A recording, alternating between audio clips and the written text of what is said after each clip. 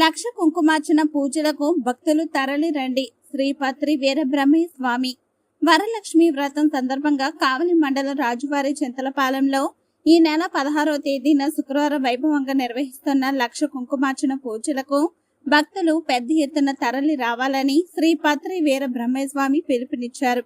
శనివారం పట్టణంలోని journalist club నందు ఆయన మీడియా సమావేశం ఏర్పాటు చేసి మాట్లాడుతూ శ్రావణ మాసంలో విశిష్టంగా జరుపుకునే వరలక్ష్మి వ్రతం అని అన్నారు. అయితే గత 30 సంవత్సరాలుగా కావలి మండలం రాజువారి చింతలపాలెంలో శ్రీ శ్రీ శ్రీ విజయదుర్గ ఆస్థాన పీఠం నందు లక్ష కుంకుమార్చన పూజలు నిర్వహిస్తున్నామని, దానిలో భాగంగా ఈ సంవత్సరం కూడా లక్ష కుంకుమార్చన పూజలు నిర్వహిస్తున్నామని, ఈ పూజలకు కావలి పట్టణం చుట్టుపక్కల ప్రాంత భక్తులు పెద్ద ఎత్తున తరలి రావాలని పిలుపునిచ్చారు.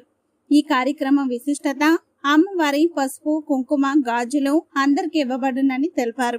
దీని వలన శ్రీమూర్తులు దీర్ఘ సుమంగళి భవగా ఉండాలని, పురుషులంతా ఆయురారోగ్యాలతో ఉండాలని, లోక కళ్యాణం అర్థం కొరకై ఈ కార్యక్రమం చేయడం జరిగిందన్నారు. పూజలో కూర్చునే భక్తులకు పూజ సామాగ్రి కూడా ఆలయ కమిటీ వారే ఉచితంగా అందజేస్తారని తెలిపారు.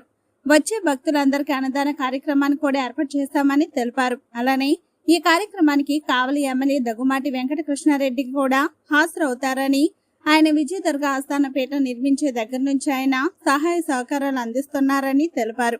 అలానే విజయదుర్గ ఆస్థాన పీఠం ఆలయ చైర్మన్ వేముల చెన్నకేశవ నాయుడు కూడా ఆయన సహాయ సహకారాలు అందిస్తూ కుంకుమార్చన పూజలలో పాల్గొంటూ వస్తున్నారని తెలిపారు.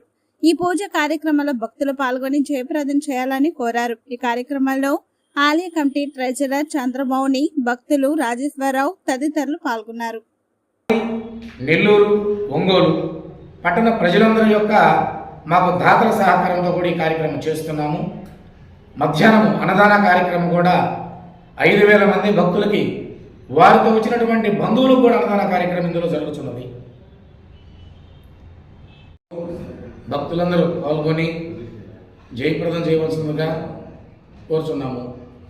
అలాగనే అన్నదాన కార్యక్రమం అందరూ ఇందులో పాల్గొనవలసిందిగా జయప్రదం చేయవలసిందిగా కోరుచున్నాము.